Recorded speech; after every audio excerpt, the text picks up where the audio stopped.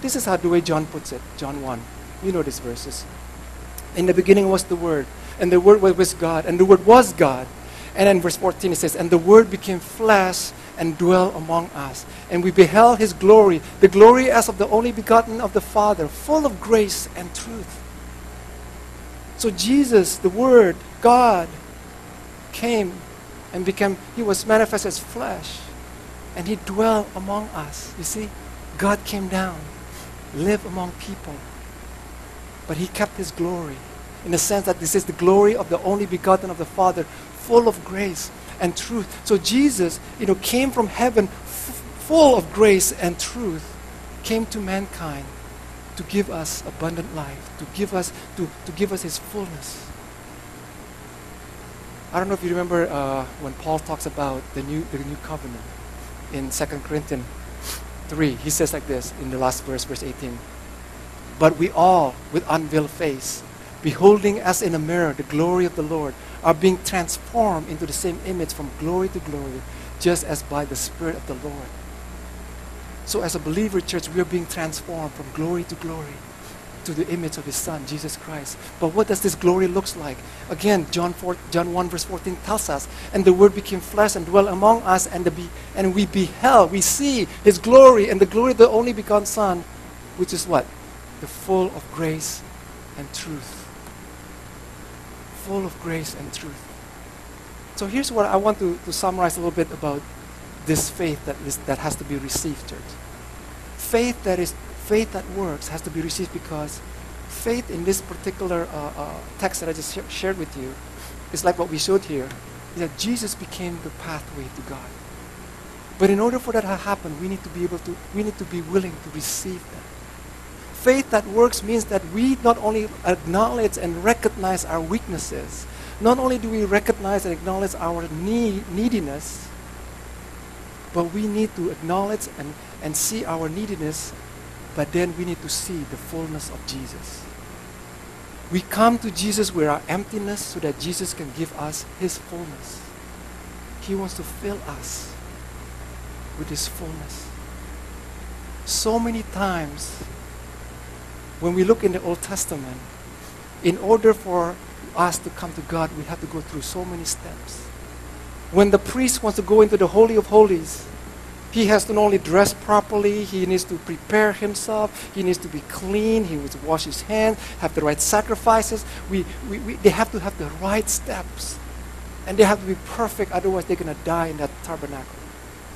And without realizing it, sometimes we carry that over into the New Testament as if we have to go to God through so many good works.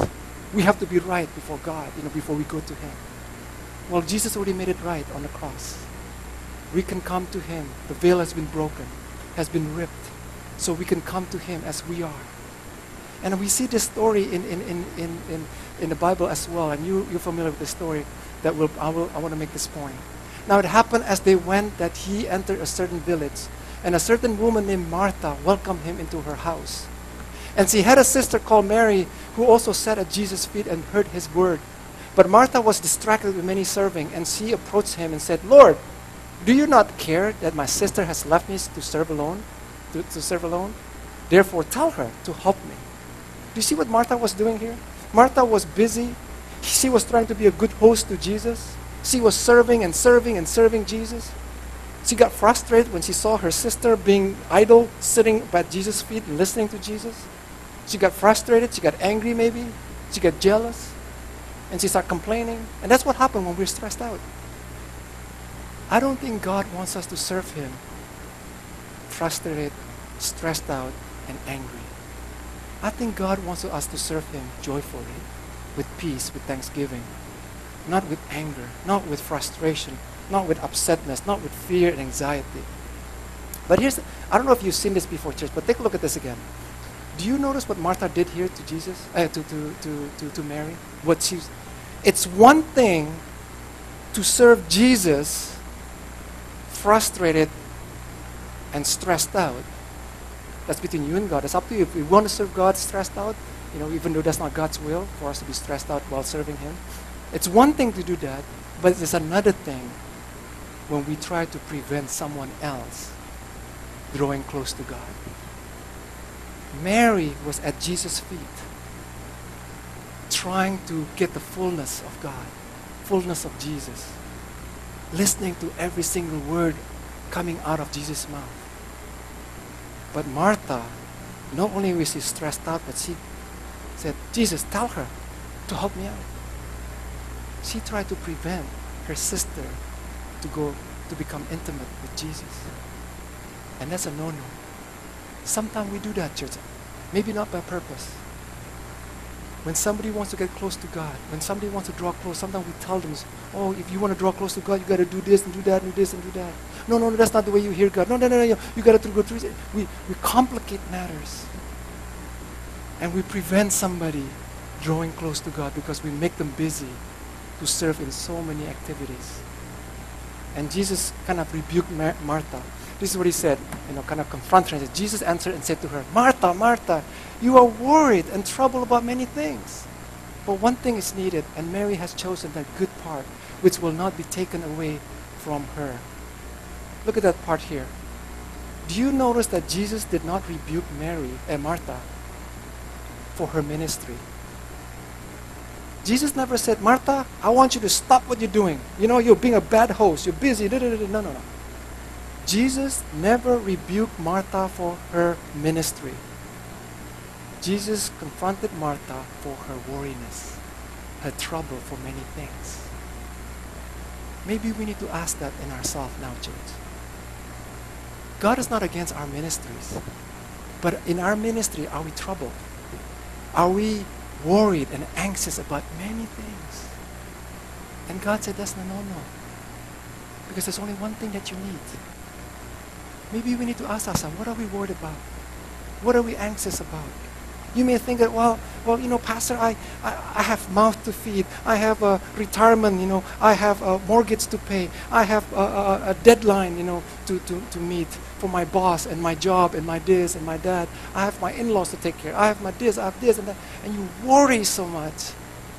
And those things will build up and will come out even through our ministry. And God said, you know what? He's not against our ministry, but he's saying, you worry too much. You're too anxious. And that is impacting your ministry.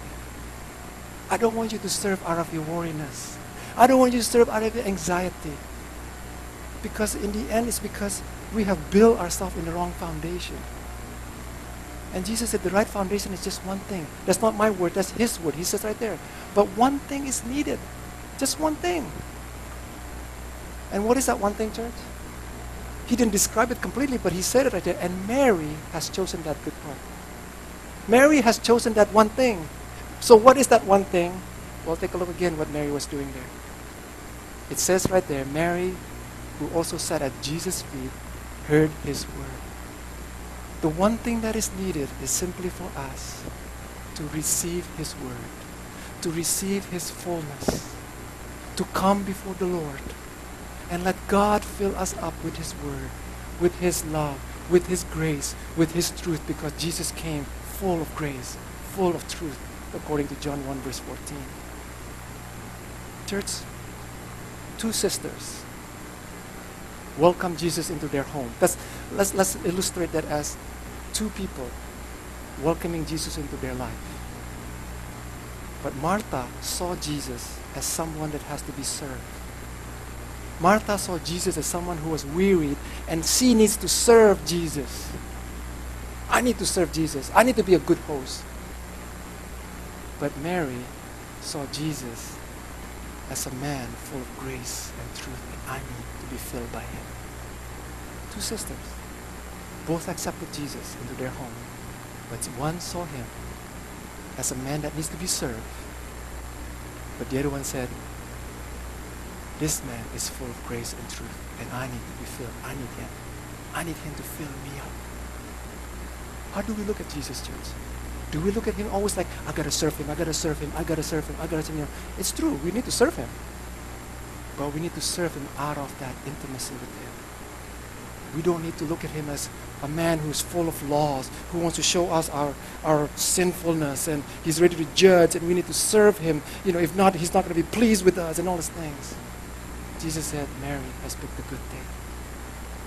and anybody who wants to come close to me.